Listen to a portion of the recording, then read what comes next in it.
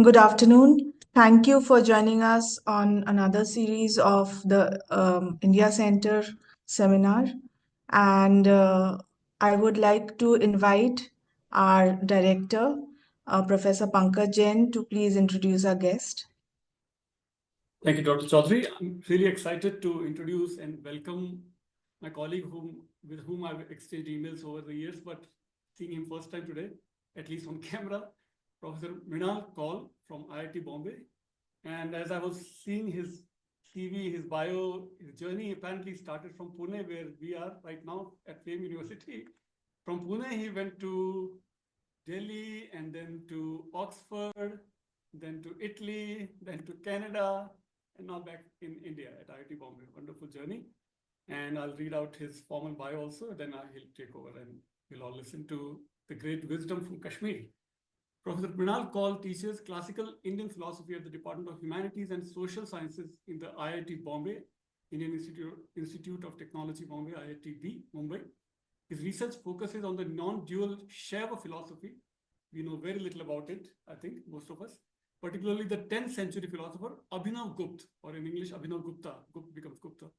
His recent publications include a preliminary note on the manuscripts of the Tantra Lok Vivek in Verita e Bellezia Essays in honor of Raffaele Torella from Naples, Italy, 2022.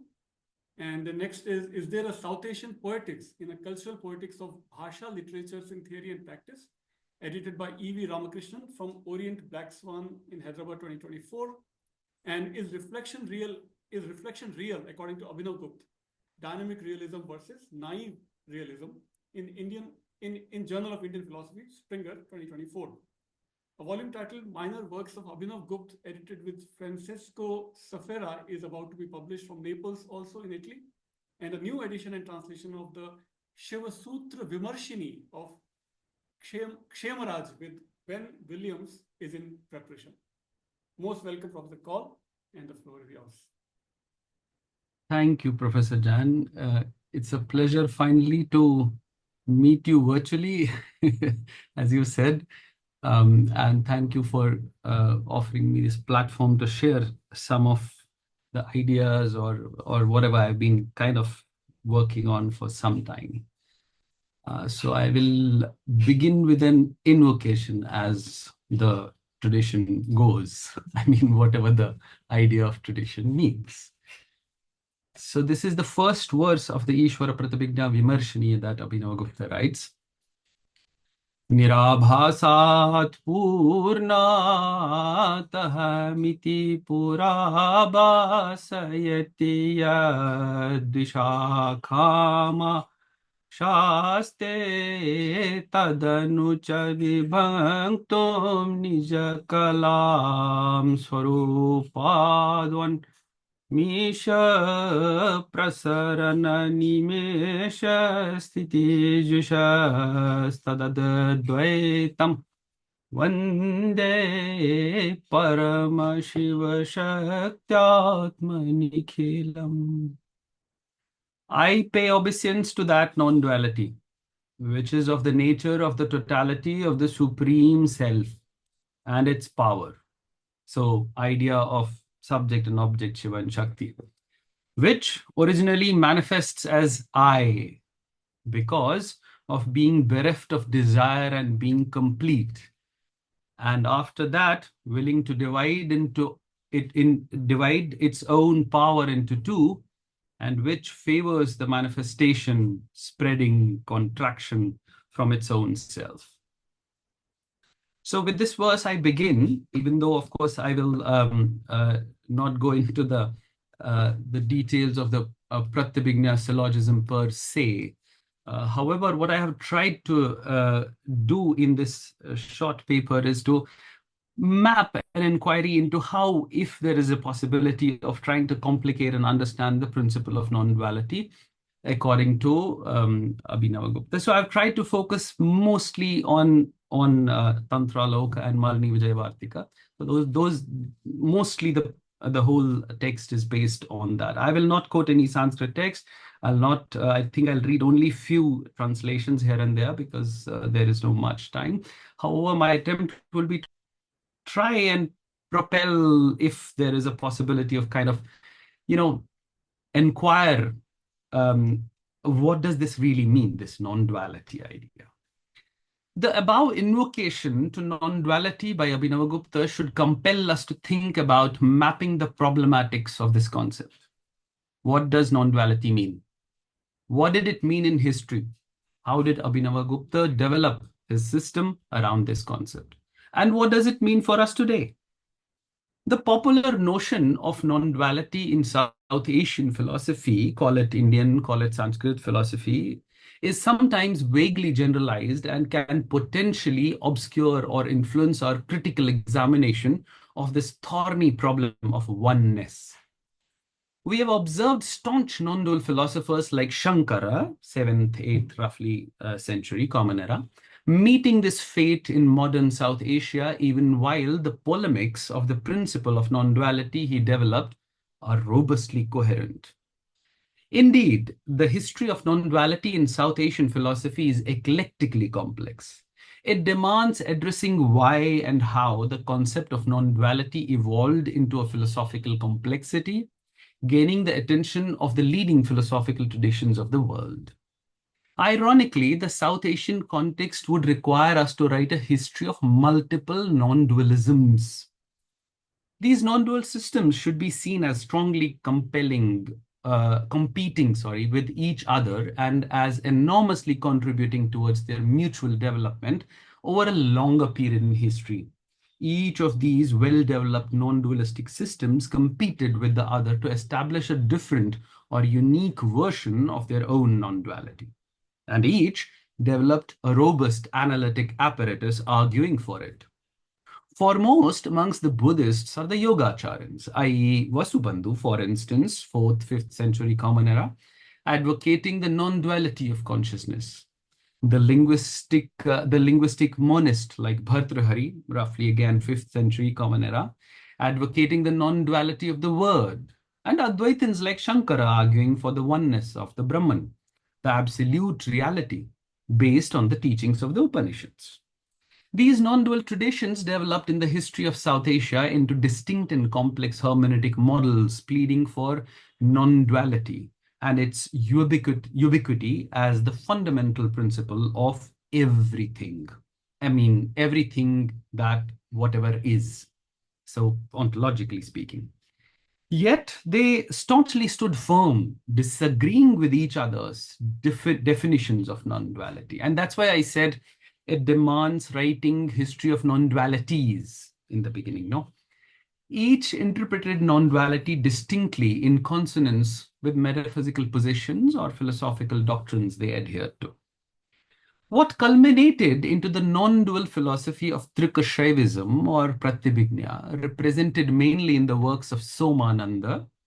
Somananda is roughly early 10th century-ish, Utpaladeva, his student, mid-10th century-ish, and Abhinavagupta, so again, mid and later half of 10th or early half of 11th century, and Abhinavagupta's student Kshema Raja, so is 11th century-ish, was nothing but the further problematization of the perennially complicated relationship between the subject and the object, and their fundamental unitary nature.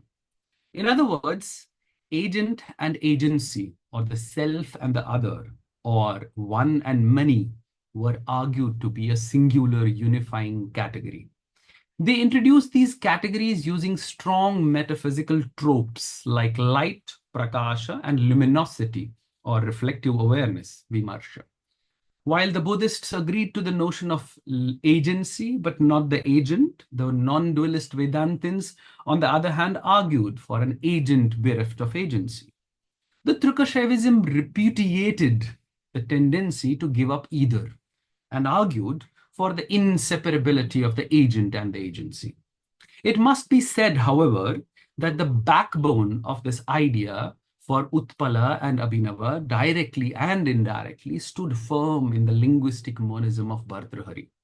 In fact, I see the Shaiva non-dualism of Utpaladeva and Abhinavagupta as nuanced hermeneutics extending the philosophical core of Bhartrhari's linguistic metaphysics.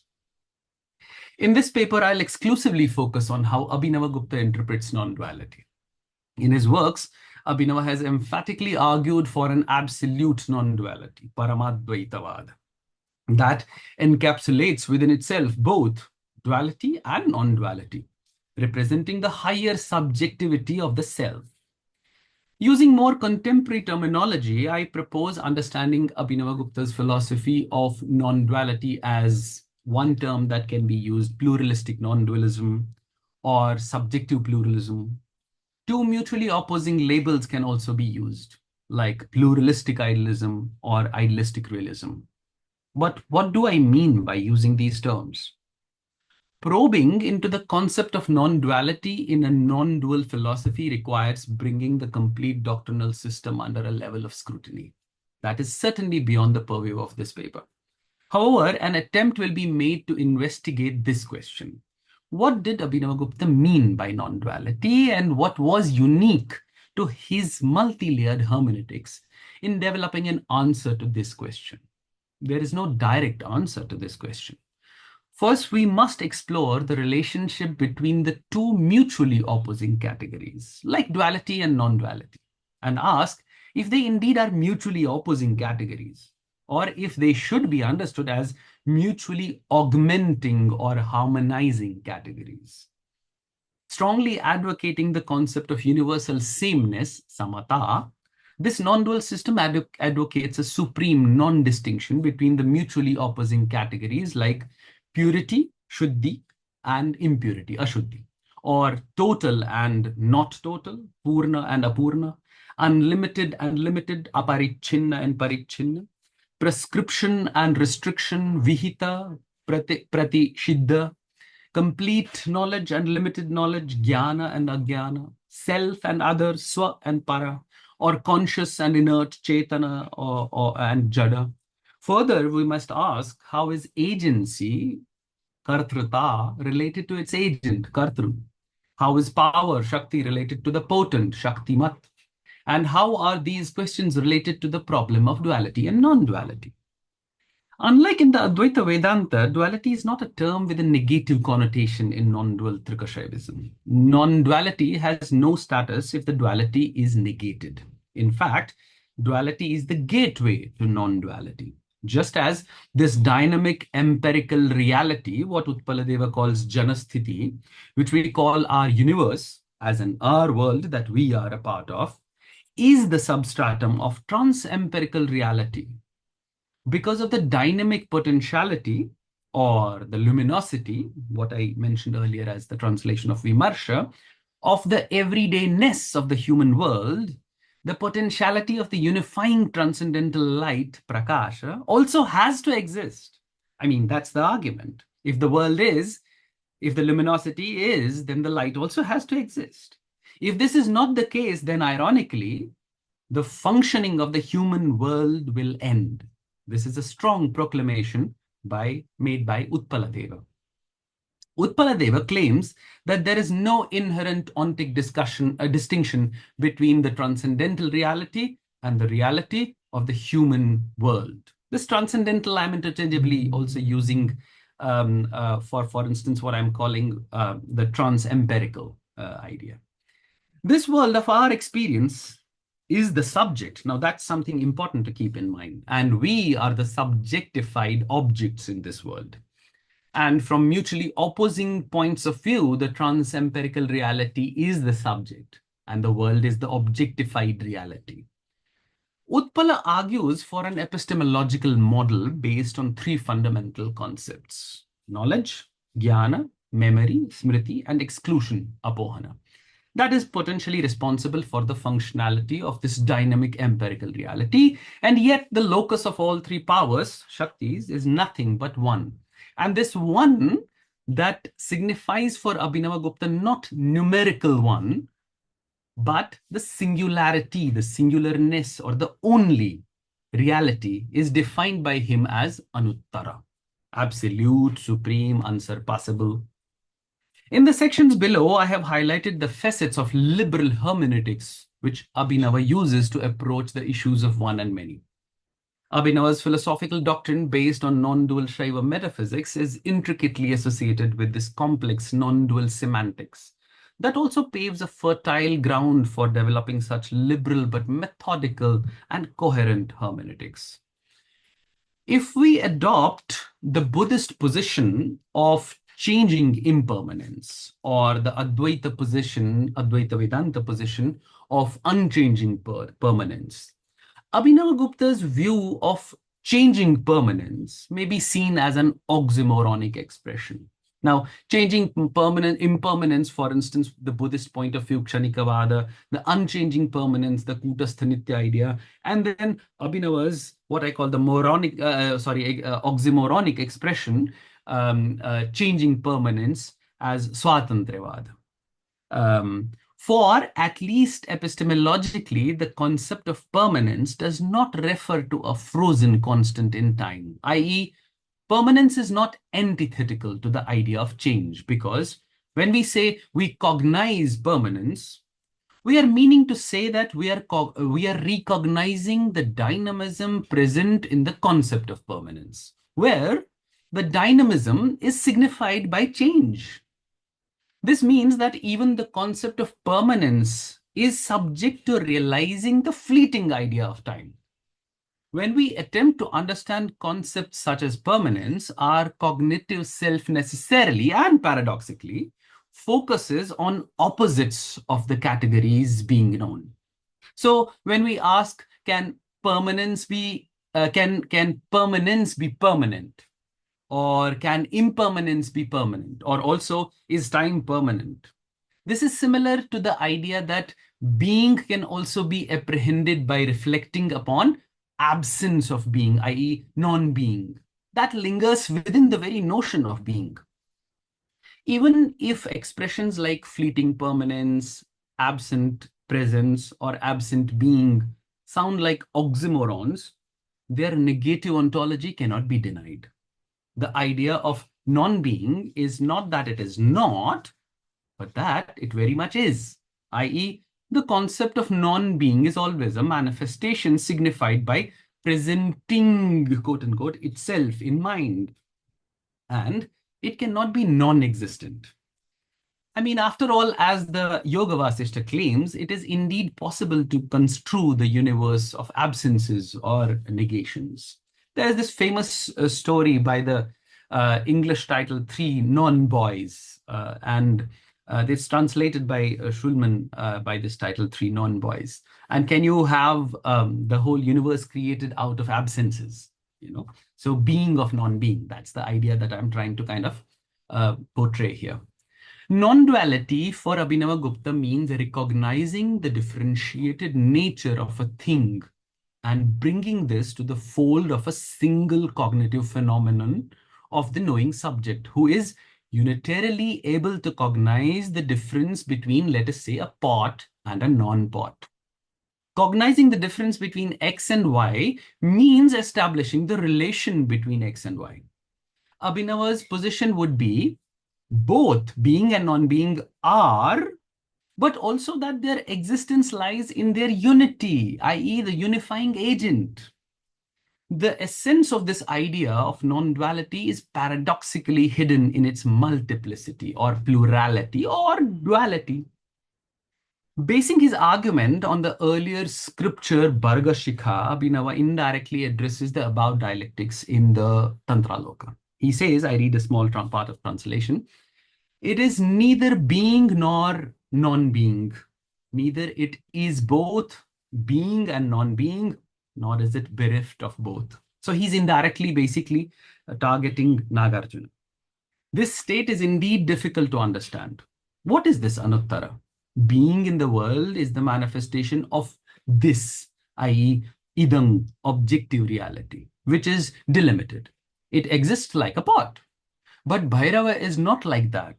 Bhairava for him is another name of this absolute non-duality idea. Non-being and not being manifest are in no case applicable to anything. But Bhairava is the life, namely the true existence of this universe. And his nature is only light, understand, prakasha. For these two reasons, Bhairava is neither of the nature of the two, nor bereft of the two. Since he is manifest in all forms, in what form should he be conceived? It's a kind of rhetorical question. Unquote the translation. These rhetorical questions deepen the paradox of binary non-duality. But it becomes clear that Abhinava is aspiring to build a category, or to say a meta-category of non-duality, that is inclusive of both principles of duality and non-duality, and argues for the ubiquity of multiplicity. But how does multiplicity form the fundamental principle of unity? Since duality or plurality is inherently present in the unitary principle that cannot be negated, duality is fundamentally a part of non-duality.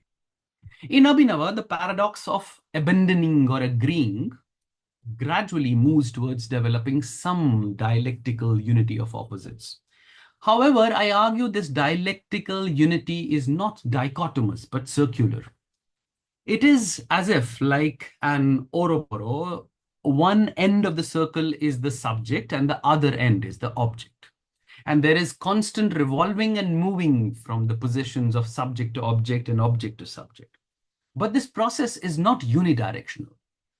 In this dialectical circular unity, abandoning or agreeing become mere two potential possibilities depending on which side of the circle one is on. For instance, the pramata. No? This also means that the idea of subjectivity and objectivity, or what I also kind of, translate explaining presencing and withdrawing, is dynamic and not absolutely fixed in Abhinavagupta's non-dual view. So in other words, if one has to use pramata, prameya, pramana ideas, the valid means and the knower, the known, what I'm saying is that, of course, their internal position is fixed, right, from pramata, pramana, and prameya. But they can flip. That's what I'm trying to say in terms of that circularity. But in this process of emerging, unmesha, and dissolving, nimesha, the antinomies cannot be abandoned. The abandoning itself cannot be abandoned. And that's what I was arguing in the beginning, the idea that abandoning cannot be abandoned. The negation cannot be negated, or the absence cannot be absent. So to say something like negatum is to be negated will be a tautological statement. The very ontos of negatum means that something that is there to be negated, and it is Shiva in his metaphysics that is quote unquote negatum. Let us try to make sense of this. While cognizing a pot in front of me, I am also distinguishing it from all non-pots. And to distinguish a pot from a non-pot, I bring forth both of them together in a unitary substratum to distinguish them from each other. This unitary substratum unifies subjective awareness or consciousness, freely objectifying its subjectivity plurally. This unifying factor holds plurality together. In other words, to be free is to possess the potency of freedom. This freedom also represents the capacity to enact and inhabit restriction or dependence freely. This agency is not loaned, but self-generated according to him. In other words, it is the essence of the free agent or the self. And this is what Abhinava is referring to when he further posits in the Malini Shloka Vartika, the definition of non-duality. And he says, and it's an important verse because this is the translation, this is the definition of non-duality. So he says non-duality is referred to as where there is the indistinguishable manifestation of, and then there are these three sentences. So there is indistinguishable manifestation of this is dual, this is non-dual, and this is both dual and non-dual. So what he's saying is that where exists the indistinguishable manifestation of the three levels or three layers or three ideas, this is dual, this is non-dual, and this is both dual and non-dual, that is what I mean by non-duality. Unquote of the translation. In the above definition of non-duality, Abhinava argues for the indistinguishable manifestation amongst all states of reality. The phenomenon of manifesting is absolutely singular, even if there is embedded plurality in it. Unity has to be of plurality. Otherwise, there is no unity. To further explain, the problem Abhinava is proposing is that while cognizing a pot in front of me, I'm also distinguishing it from all non-pots. I'm trying to reiterate this because this is something important example, I'm repeating it. And while distinguishing a pot from a non-pot, I bring forth both of them together to a unitary substratum to distinguish them from each other. According to Abhinava, this agency, so this I have said, I think earlier, this agency is not loaned. This is absolute free power of the agent itself. So in other words, it can be explained like, for instance, giving an example of imagination.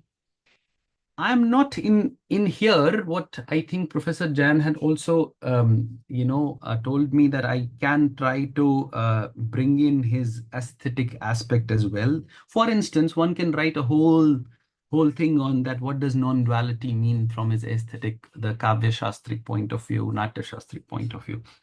But that needs completely another platform. So I have tried to avoid that here for the same reason. But to, for instance, see the idea of imagination is the potentially dynamic and free presencing of the mind. In terms of power and potent, Shakti and Shaktimat, Abhinava is not arguing for mutually opposing categories like a pot cannot also contain the absence of a pot, and the absence of a pot cannot also hold a pot simultaneously. Then how do we make sense of this non-duality? How does non-duality unify and encompass three opposing categories like duality, non-duality, and duality cum non-duality that he just said above in the definition? How does this unity accommodate plurality? What does a category defined as all-inclusive mean for him? This is not the non-duality Shankara is arguing for through a definition of the undefinable, like anirvachani idea, because nothing can ever be denied, like for Shankara. No, according to Abhinava, it's not possible to deny. Even the denial is the acceptance, because you're accepting the denial. And indeed, empirical reality is absolutely real for Abhinava. It is not Nagarjuna's dependent arising, the pratitya samutpada, because it does not mean that everything depends for its cause on another or that one is the cause of the other. But it does mean that everything is potentially of the nature of everything, which I'll come to just in another section. I.e., even a speck of dust potentially contains within itself the whole cosmos, subject to that potentiality being manifest unto or realized by the potent knower, the realizer, the agent. The problem is also that for the Buddhists, the phenomenon does not require a potential substratum. In contrast, the phenomenon in the non-dual Shaiva universe is such that the potent and potentiality are inseparable. This inseparability is further reiterated by the principle of harmonizing the mutually opposing categories, the principle of sarvam sarvatmaka for Abhinava. For Abhinava, this means irrespective of the distinction between purity or impurity, sacred or profane, i.e., literally every particle, whether feces, gold, iron, or diamonds, all has the nature of all. There is absolutely no distinction between a sacred stone considered to be imbued with the presence of God and a piece of feces deemed an object of disgust. They both share the same nature, either through their presence or absence, and being or non-being. It is nothing but the semantic power that offers the meaning of sacrality to the word sacred and also the meaning of profanity to the word profane. This universal subjectivity is translated into an idea of sameness, samata, in the Tantra Loka.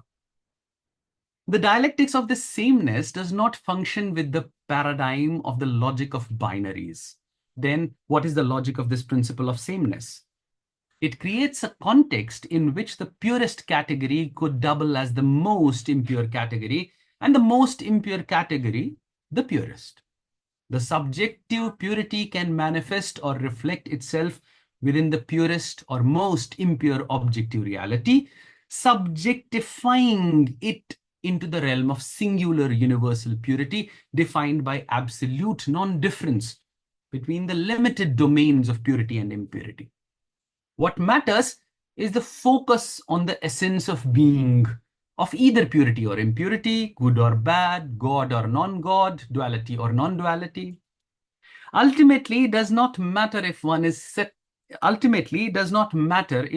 settling one's mind upon either a pure or impure realm or object. But then, how do we make sense of this non-duality?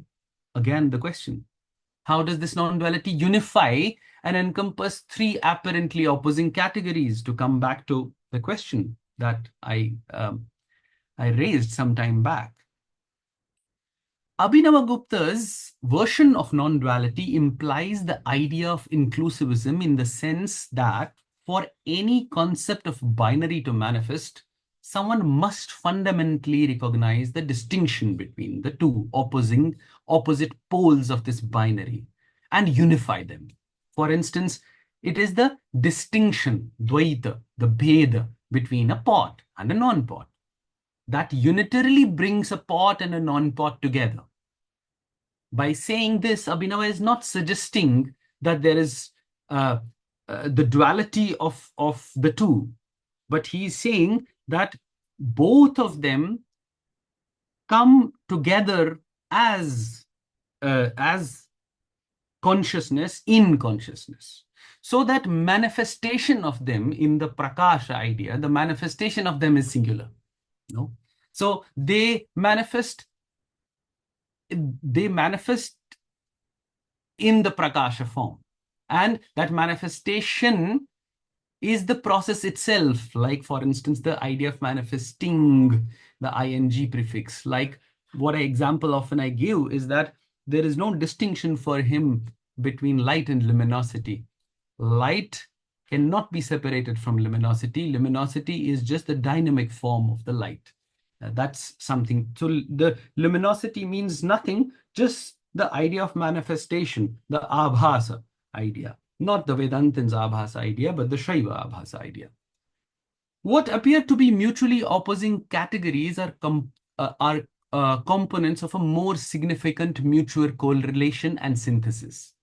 These mutual opposites are in a sense interdependent, and they are also mutually anchored to each other, like knowledge and not knowledge are mutually dependent upon each other, or like a pot and non-pot are inseparably linked with each other. Such a connection would be impossible without a binary, without duality. But should we see a problem with binary logic? This deserves further explanation. For Abhinava, this universe of our experience is all that is. Thus, he introduces a teaching that may initially appear cryptic or unphilosophical, and therefore unconvincing. Our empirical universe is the universe of our experience, not only concerning our own experience, for instance, how we think, but also for our experiences of others. For instance, how we think the others think.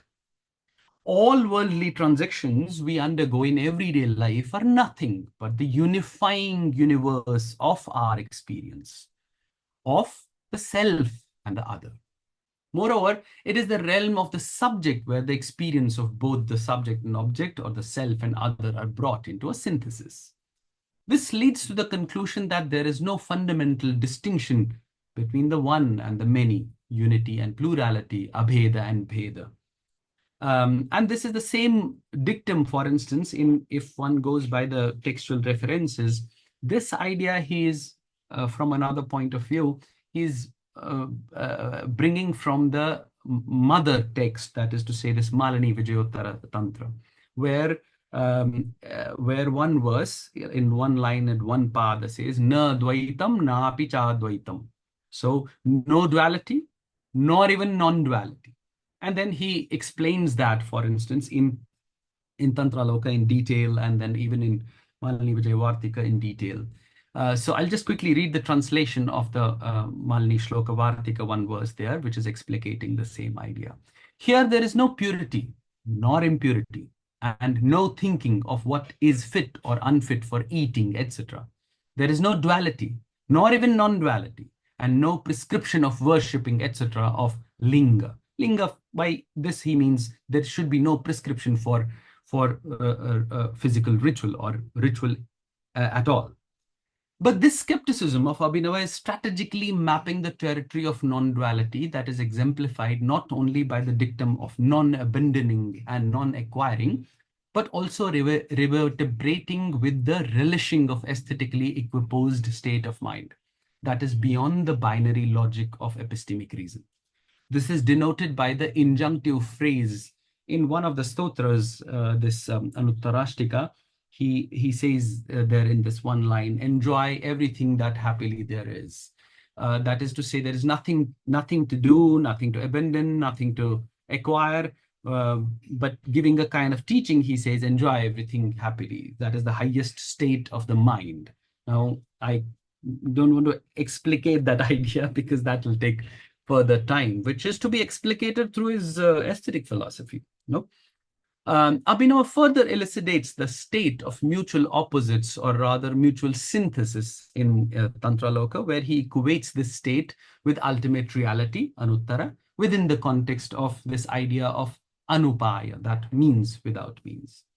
In this tradition of non-duality, nothing is prescribed or prohibited to be abandoned or acquired, i.e. there is no provision of injunction or non-injunction, vidhi or avidhi. So there is a beautiful explanation, rather a very robust explanation in some sense, in his commentary on Bhagavad Gita, which is a very short, lucid commentary, otherwise in 9.2426, where he very strongly, while giving an interpretation of this one term, avidhi, he means he's reinterpreting this idea and saying that everyone so far has misunderstood this word. Avidhi doesn't mean non-injunction. Avidhi means another mode. He literally uses this, by using another mode. And by saying that, by using another mode and explaining avidhi from this point of view, he's saying every mode is acceptable. You know, there is no mode that is you know, the corrupt mode. For instance, the earlier explanations have tried to interpret this avidhi as a corrupt mode. And he completely denies that explication, saying that no, it means avidhi means anyatha in the sense another mode. And anyone who is using any ritual, any worship, and so on and so forth through any mode is, you know, acceptable, because you cannot have you know, denying, for instance, of any mode of let's say worship, for instance. Worship for him is an epistemic, a cognitive act. Mode of duality is not a corrupt mode. It is just another mode, explains Abhinava, strongly advocating any mode as an authentic mode, provided they are non-dual modes. What one does becomes one's mode. So whatever you do, that's what becomes your mode. That's the idea. Even to be simply, or just simply being, is a mode, is a vidhi.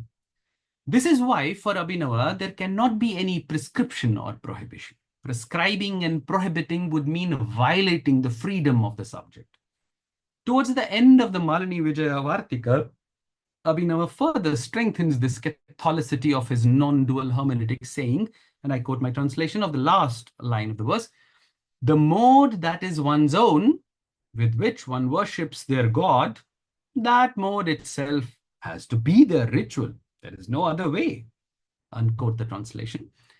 Abhinava is offering meta-meaning to the duality of impurity and purity, i.e. one may worship an impure God through impure means, which a pure or impure God has to accept. In the Tantraloka, Abhinava says, and I quote the translation, my own translation, This union and disjunction of purity and impurity of consciousness is because of the attribute of the knowing subject, unquote the translation. And to this, his commentator, Jayaratha, adds, again, the quote of translation, this is why the purity and impurity are not fixed. What is impure for one can be pure for someone else, and vice versa, unquote. Jayaratha further clarifies elsewhere, and again the translation, there is the division of purity and impurity everywhere as a result of union and disjunction with consciousness, unquote. Here, Abhinava is creating a robust platform for the pure practice of subjective freedom that is rooted in non-duality, mapping the path of universal sameness, the samarasata or the samata. This interpretation of non-duality is unique and philosophically provocative. I have a couple of sections. I think I'm short of time, so I will skip this one section and jump to another and then conclude. For Abhinava, the empirical world itself is a unifying factor. It brings us together and is the cause of unitary subjectivity. The world is the subject, and I am objectified into this phenomenal world through my experience. So it would not be wrong to call this system a pluralistic non-dualism, where non-duality's potentiality, the shaktata, the shakti of that, is hidden within an inherent pluralism. It is the same non-dual principle that is also interpreted through non-dual devotion, the Advaita bhakti, or the sameness, as I said earlier, the samata, or that sometimes is explained using the metaphor of the mirror, the darpana nagaranyaya, the plasma of a peacock's egg, the mayurandarasanyaya, or the seed of a banyan tree, the nyagro, the bijanyaya. The potentiality of the potent or the luminosity of the light or the agency of the agent is a further way of explaining this unitary principle. It is impossible to see myself in a mirror unless I'm willing to see myself in a mirror. And I, of course, enjoy or dislike seeing myself in a mirror. It's based upon my freedom. Of course, not seeing myself in a mirror is also my freedom. Self-seeing is impossible without the mirror. For the self to reflect upon itself, that self requires an other to effectively mirror the self. Otherwise, self-reflection is impossible. The flip side of this oxymoronic non-duality is that the self others itself for self-reflection, because the self is self-conscious and does not depend on anything other than itself. In other words, the self becomes its own other, and the other is nothing but its own self. In response to the objection that is raised in Mrinal by himself, he says, and I quote my translation, if sentience exists in the way described as the essence of a homogeneous awareness of being, then how do you explain that what I, who am manifold, do or know is not also generally done or even known by all the others? How do you explain that? Unquote the objection of Abhinava, and he replies to himself, his own objection that he raises. In our system, and this is simply, just hitting the nail on its head. He says, in our system, own and other do not exist. Reality is indivisible. The fact that I perceive means that the characteristics that form a part are manifest. As has been said before, various manifestations appear in the highest light. The unitary state of light and luminosity is a meta-category where unitariness is defined in constituting its so-called binary nature. Yet, it is characterized by something beyond binaries. This unitary nature is located nowhere else but within the binary itself. So he would say, in Malini Vijayataravartika, We certainly do not teach non-duality by contradicting the acceptance of duality. If this agrees with your doctrinal position, that is to say, opponent's doctrinal position, the duality is absolutely clear. I do not need to explain that further. And elsewhere, giving a very taunting, kind of unhesitatingly taunting philosophical argument to his opponents, he says, and I quote my own translation, "Indeed, even if duality is such, so be it. We are not longing after words. Let it be so. For we do not abandon or accept things the same way you do. If you are desirous of reposing to the side that bestows grace on all, then you should take the vision of the supreme non-duality as your great refuge." So in other words, it's metaphorically saying that, well, I mean, unless you accept the non-duality principle that I am trying to kind of argue for, then your system remains incomplete. Otherwise, there is no problem with what you are saying. Non-duality is the dynamism exercised through plurality. Free will is nothing but reflective awareness, the creative capacity that has the potential of subjectifying the object and objectifying the subject. This involves turning subject and object into one reality, or having fused them, redividing them into two. This is the essential characteristic of the agent's agency, according to Abhinava. So now I have just one small paragraph to conclude. To argue for maintaining non-duality as a fundamental principle of a philosophical tradition is challenging. Still, Abhinavagupta evolved this challenge by advancing the Shaiva metaphysics into a coherently complex but powerfully liberal hermeneutics. So much so that his inventiveness is conceptualized into an all-inclusive non-dualism that he characterizes by not only developing significantly diverse but also mutually opposing concepts. For instance, this inclusive non-dualism is described in the Tantra Loka chapter 35, arguing that all Shastric systems have a fundamental unanimity, what he calls confluence of the Shastra Melana, that he elaborates using the concept of established well-known usage, which is a translation of prasiddhi. It is also represented by the authoritativeness of all the scriptures, the sarvagama pramanya, and mutual synthesis of all the scriptures, the sarvashastra ekavakyata. These are his terms. This established well-known usage, prasiddhi, functions as a synthesizer of posterior with prior. It is due to this usage that all worldly transactions are possible. For Abhinava, agama, which is another way of explicating this idea of prasiddhi, is single. And all philosophical systems inherently present a unanimity, even though they do so differently. And he does not see a problem with this contradiction. Targeting a specific tradition of Advaita Vedantins who argue for the variegatedness of Brahman. So now I'm invoking his grand teacher, Somananda. He asserts that the kind of variegatedness that one finds in the non-dual Shaiva system cannot be found in any other philosophical system. So this is kind of self-appraisal. He further taunts them, these Advaita Vedantins who are seen as this variegated, who are seen as the Chitra Brahma Vada, who propagate. He further taunts them, saying, by what reason can the variegatedness of one become that of Brahman? Since variegatedness signifies a dynamism absent in Brahman.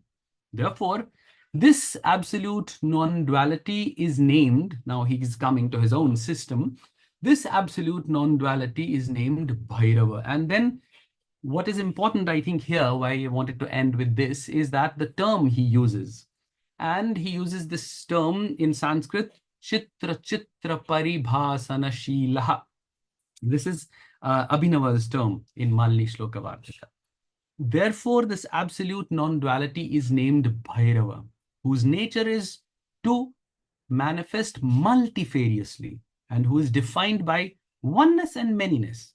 This is the dynamism of the freedom, swatantra, of the agent, whose agency is equally manifest in both self and the other. So with that, I end. Thank you so much for listening. Thank you so much for really illuminating talk. It was like full of quotable quotes and subjectifying the object, objectifying the subject, and so on. Really learned a lot.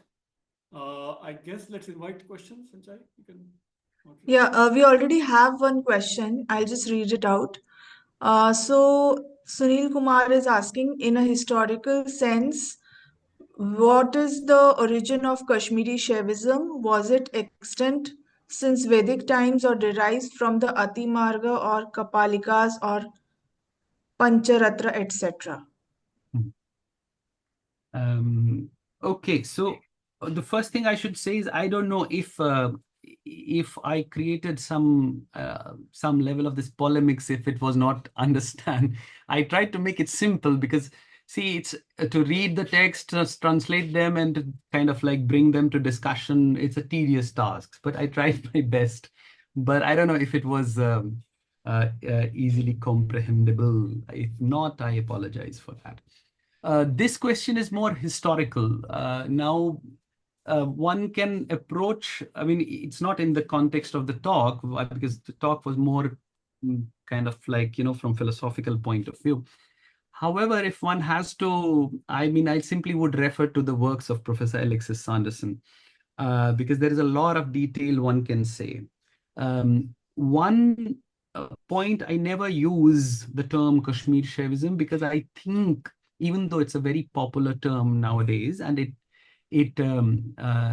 mostly refers to the non-dual Shaiva system, yet from many points of view, it is misleading. Why? Because one is that, of course, all the authors come from Kashmir, but then, you can have the same geographical adjective used for all the Kavya Shastrans who also come from Kashmir. The Vaiyakaranas, some of them, many of them who come from Kashmir. The Nayayikas, Jayanta, the logic school, and so why only reserved for Shaivas? The other point, important point, is that it is, I think, an injustice to exclude the Shaiva Siddhantins, because there was a robust Shaiva Siddhantin, the dualistic tradition also in Kashmir. Who, like Narayana Kantha, Ramakantha, who were also the contemporaries of Abhinava himself or Utpala. It's just that we shamelessly do not pay attention to them, and then, we fashion Abhinavagupta so much that, okay, this term becomes a kind of more fashionable term. And then other historical reasons, one can go in the detail and so on and so forth. However, now to say that Kashmiri, there is the problem of the term, because prior to 9th century, roughly 9th and early 10th, you have a staunch and strong presence of the Shaiva Siddhanta, the Shaiva dualism in the valley, if one has to go by the geography of it. And then this is also an important question, that what happens in the history that there is this evolution of non-dualism, which begins with Shiva Sutras, Pandakarikas, and then Somananda comes into picture. There is the whole establishing of the Pratyabhijna literature, parallel epistemologically countering Buddhists, and parallel development of the whole Agamic tradition, where then Abhinava plays an important role. If one goes by the idea valley, does it go back to the Vedic times? These are complex questions. I mean, what does it mean? I mean, do we mean there are Vedic relics? And because this becomes a complex question, no? However, if one has to say that, going by the doctrinal position of the dualistic Shaiva Siddhanta, it is true that they accepted the Vedic doctrinal ideas, more or less, which gradually in the non-dual systems, of course, even though the non-dual system is it's completely based on, in its ontology, on the dualistic systems. Yet at the same time, there was kind of moving away from the very Vedic ritualistic idea. Now, that's again complex. Say, for instance, none of these non-dual Shaivas would ever say that or will have some kind of detesting for Upanishads. No way. Because Upanishads, they understand as the texts of non-duality. So Abhinava, you would see he quotes from Upanishads all the time, because for him it is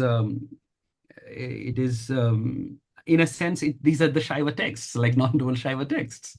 I mean, if he didn't write commentaries on them, but if I imagine if he would have time or something, he would have written commentaries, the Shaiva commentaries, non-dualistic Shaiva commentaries on Upanishads as well, because that's a fertile ground, as we know.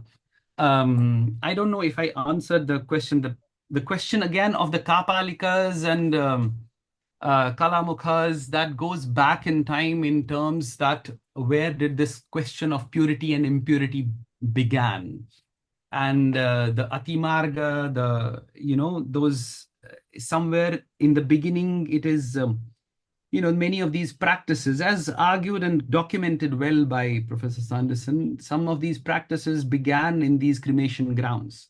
And that's why gradually in the whole theoretical corpus, there are these ideas of what does purity and impurity mean? What he deals with in the Tantra Loka then, and then, in basically in some sense, then you see what Abhinava is trying to do. He is accepting the physical ritualism of the early Siddhantikas, but also moving away for, of course, reasons from them, and trying to kind of, mentate the idea of ritual. So this idea then, the moksha, if there is a definition of moksha, is possible, or the removal of this idea of mala, for instance, impurity, is possible mentally, through the mentation, through jnana, for instance, not through karma, not through ritual, which the earlier Siddhantikas were, stuck to. So he moves, and there is a full, you can prepare this whole map, that why does he do that, how does he do that, and what are the arguments on the basis of which he tries to kind of. But he's inclusive. He would never say that, okay, this is stupid to do. This is, for instance, all the ritual. The whole Tantra Loka is mostly about ritual, of course, but he's also theorizing. He's spending enough time to theorize that ritual and bring it to this notion of, in a sense, critical thinking, trying to, okay, what does it mean? Ritual means what? And why is it ought to be done, and so on and so forth. Sorry if I took some time. Yeah. Our colleague, Professor Tarini Avasthi, has a question. If you can unmute yourself, Tarini. Or you could just read it out. So she's saying, thanks so much for the talk. I really enjoyed this. There were a couple of terms that struck me. One is Sarvagama Pramanya. I hope I'm pronouncing it correctly. Yeah, I can read it.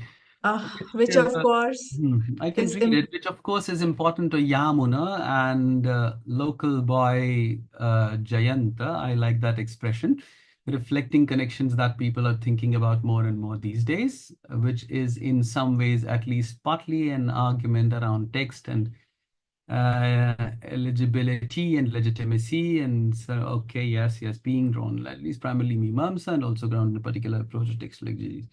Could you speak a little more to the way these terms are being employed by him and the way they fit in with his system? Yeah, so see, agama, now from this term, the sarva agama pramanya, for this one needs to understand his idea, that whole hermeneutics that he develops over this idea of agama. So for him, as in like generally this whole non-dualistic Shaiva accepts from epistemological point of view to say that he accepts these three pramanas, the Pratyaksha, Anumana, and Shabda. And Shabda is detailed as the Agama Pramana. And there is where even the Pratyaksha and Anumana, to say that perception and inference are subsumed within this idea of Agama. Why? Because one is that he would bring this idea of agamas from many points of. One is that what is already pre-established in the scriptural texts, that is to say these agamas and tantras and so on and so forth. But at the same time, to resurrect the idea into this epistemic category like apta, this idea of well-established usage. And that is what is fundamentally important. And that is what I was, if you subtly, I was trying to kind of suggest in the talk, that the very fundamental notion of the practice, the existing practice that there is, which is fundamentally important in terms of the empirical reality. The empirical reality for him is the subject. And I'm saying that this empirical world is the subject, where we are the objectified realities. That is one side of that circular process. No, the another side is that I am the subject, and this empirical reality is the objectified reality. And fundamentally, the point is in the interaction between the two.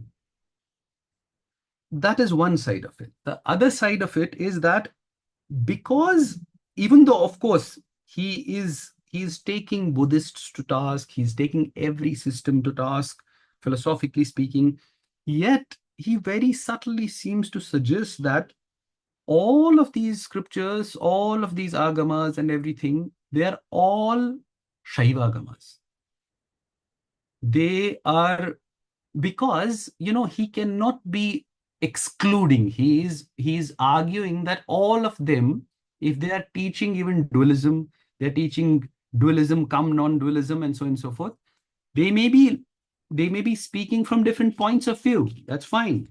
But they are all moving towards this idea of non-duality, because you have to have fundamental plurality, within these notions, within these. Otherwise, we cannot have the oneness. There is an interesting, definition, as you said, how we interact with these ideas today. For instance, in Mahabharata, one line, I'm forgetting, there is a definition of a muni or a rishi, and it says very clearly that, bhinna mata or bhinna mati, if I'm remembering correctly, you have to have bhinna mata and bhinna mati. That's how you are a rishi. That's how you are a muni. Otherwise, you become lakir ka fakir. You become like, okay, no, there is only one reality. No, it can't be. So by saying the sarva is being inclusive, and then agama, the pramana is of the practice of all of Jaina agamas, Bauddha agamas, Tantra agamas, Saura agamas, everything. See, sometimes I ask students to do this exercise. Say, for instance, if Abhinava was existing alive for today, how would he have responded to what came after him? For instance, let's say religious traditions or philosophical traditions that evolved after him, and how would he have responded to many of them? No. So you have to be very radical. Then you have to say all Christianity, Islam, everything is basically Shaivism, non-dual Shaivism, So he would argue for that. In how much I understand Abhinavagupta, he would say that these are all the pramanic traditions. And because they have been there, that is in itself the proof that they are all pramanic traditions.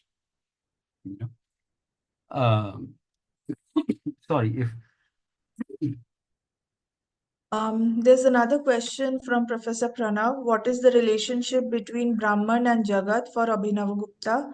And what parts of Shruti does Abhinavagupta rely on to answer that question? Now, Brahman and Jagat, he doesn't use the term, that's a Vedantic term from one point of view, but not strictly, because for all of them, Brahman is that he uses sometimes the term Brahman. But Brahman for them, all of them, is a kind of metaphor, in a sense, philosophical metaphor for absolute, the category of absolute. So now if I, let's say, if I dare to change the question, what is the relationship between absolute and the Jagat idea, this empirical reality? And if one tries to interpret Brahman in his metaphysical category language as Shiva or absolute Shiva, so on and so forth, the relationship, if one sees, I mean, in terms, if you say, what is the relationship, then you are fundamentally, invoking the problem of dualism, because then you are saying that there are two of them, and there is a relation, because a relationship is only possible between two fundamentally. So then to say that this question, in a sense, philosophically speaking, doesn't arise for him. That is to say, in other words, that what is there, whatever is, and very perceptually, inferentially, shabdically, is Shiva for him, right? So then you have to understand what is the relationship between the world and you, let's say, if in Vedantic language we say limited being or jiva. It is subject to, see, because you are a part of the game, you are a part of this empirical reality. So you are no different from the absolute. Now, then, why am I a limited being?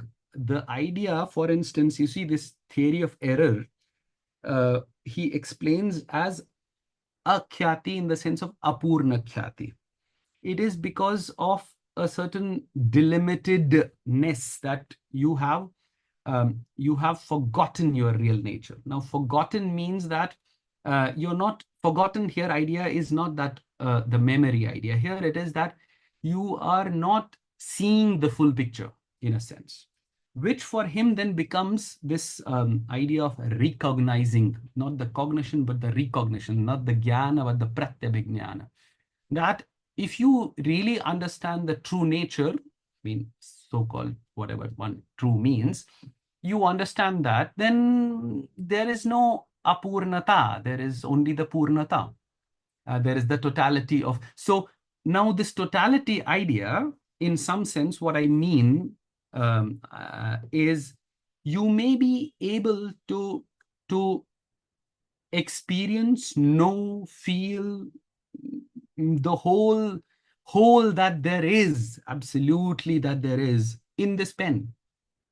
So be it. That is absolute category for you. That is Shiva for you. You may be able to do it within yourself. You may be able to see it in a bottle, in a computer or something, the total cosmos. That not in the sense of part and the whole, but because every entity, every padartha, so to say, is potentially nothing but absolute. So it's a matter of unpacking it. You don't need to you don't need to be omniscient in that sense, purnata, that I know everything. I mean, of course you can't, you can't be omniscient in that sense. But if through that one idea you are able to, somewhere what I'm suggesting, I think, which becomes more manifestly clear in terms of this experiential idea in his aesthetic philosophy, that idea of intensity, that idea of the intense knowledge, intense feeling, intense understanding. That is what it means. That if you are intensely identified with just this pen, that's it. You're not supposed to go anywhere, do anything, and so on and so forth. That is what it is. Rajshri Vasudevan asks, Namaste, thank you for the clear exposition on Abhinava, which was at once erudite and comprehensible. Adding an input to the question asked, Kashmir Shaivism was a term coined by J.C. Chatterjee in his book in 1916, if I remember correctly. To question asked, Kashmir Shaivism was a term coined by J.C. Chatterjee in his book 1916 probably was a reprint. Research department was established in 1911, and I think the book was probably out in 12 or 14. Maybe 16 was a reprint then. That is true. I mean, that is why what I said in the beginning, that this term fundamentally, somewhere I see it as a sort of local colonial construction. That this term, because when Jagdish Chandra Chatterjee was brought by the then Maharaja Pratap Singh to Kashmir to head the research department, which was established in 1907, he asked him to head it. It was there in some form earlier. These are more historical details. But J.C. Chatterjee, one question that I often ask, I have discussed in some articles which I have not published yet, but why did King Pratap Singh bring J.C. Chatterjee all the way from Bengal? There were local pandits there. There was Mukundram Shastri, who was a very erudite pandit who was equally qualified to head the research department. Why J.C. Chatterjee? Anyway, there could be many answers to that. I have tried to discuss it. But he was a very erudite, learned pandit. He had done his BA from Cambridge, Jagdish Chandra Chatterjee, probably one reason he was brought. And he made a blueprint of what to be published in this series and so on and so forth, what was popularly known as the KSTS, Kashmir series of Kashmir's series of texts and studies in Sanskrit, the Kashmira Samskrita Granthavali. And when he kind of, he studied the whole archival material, which was basically earlier studied and provided by Buehler, George Buehler. He studied them. There was nothing published by that time. He studied them in original Sharda script and original Sanskrit and tried to write this book.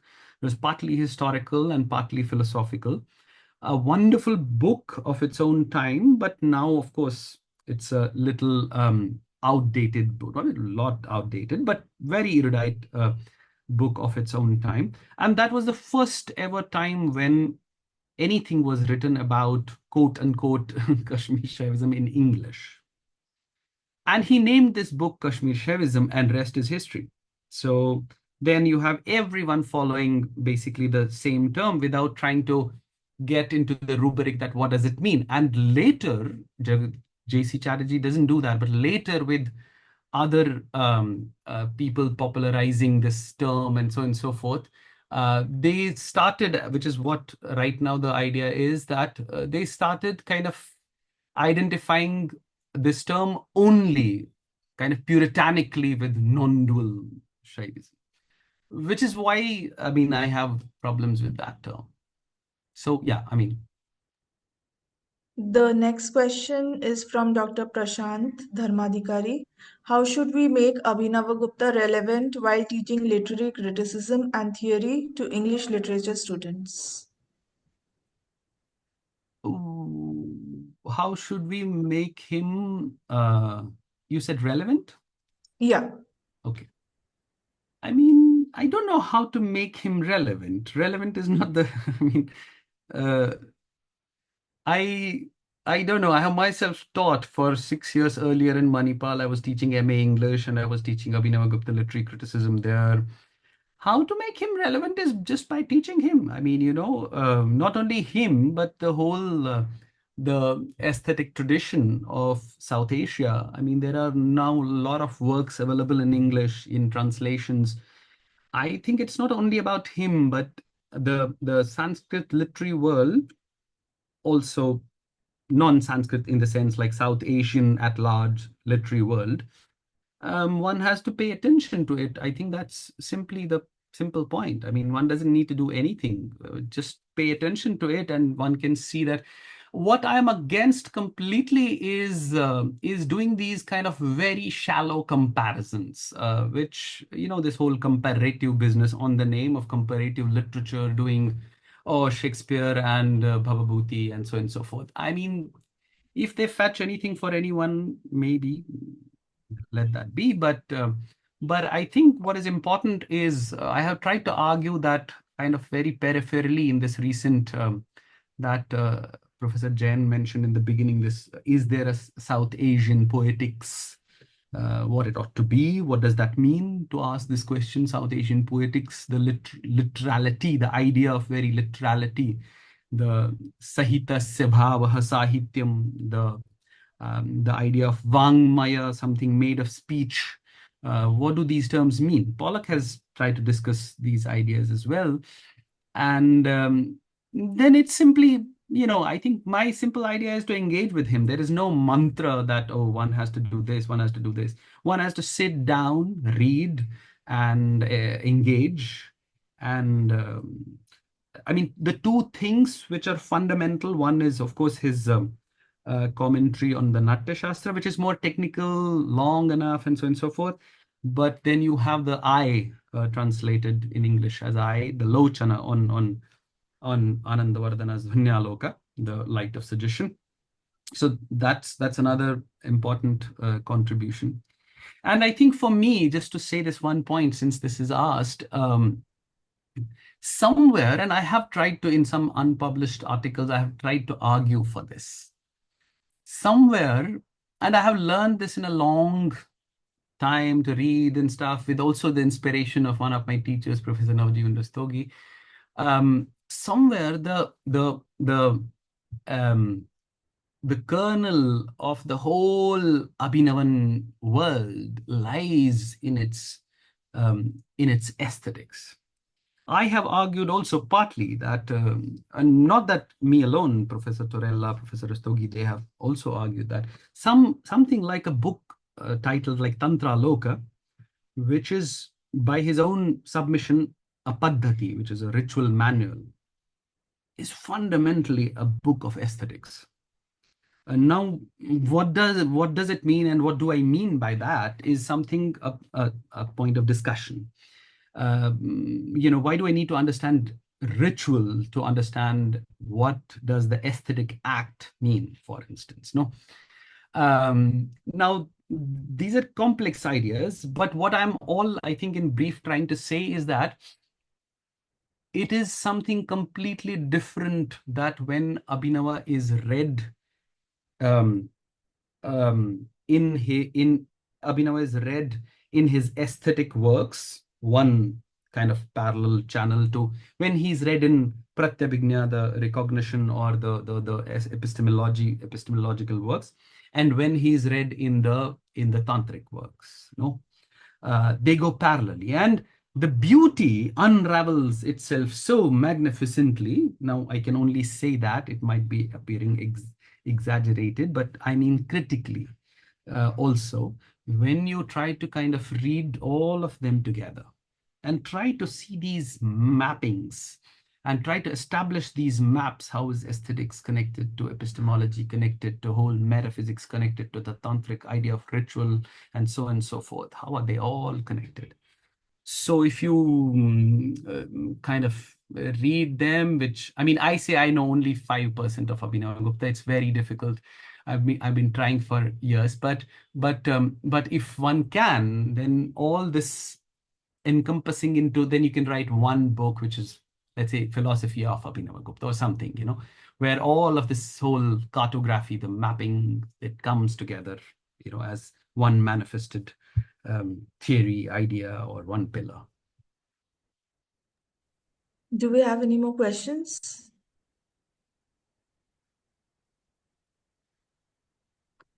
Okay, I think this is a comment from Rajshri. I agree that it is his aesthetics that defines Abhinava. Having done my doctoral work on Abhinav Bharati, being a dancer myself, the Shiva Shakti Samarasya reveals itself in the Ananda Tandava in an instant. That's fine. Professor Jain? I'm just mesmerized by this wonderful new world that has opened for all of us through Professor Kaul's amazing, erudite, forceful, hypnotizing presentation. No, thanks to you, sir. No, nothing. Wonderful. My colleague is agreeing with me, Professor Mayador, something similar she just commented.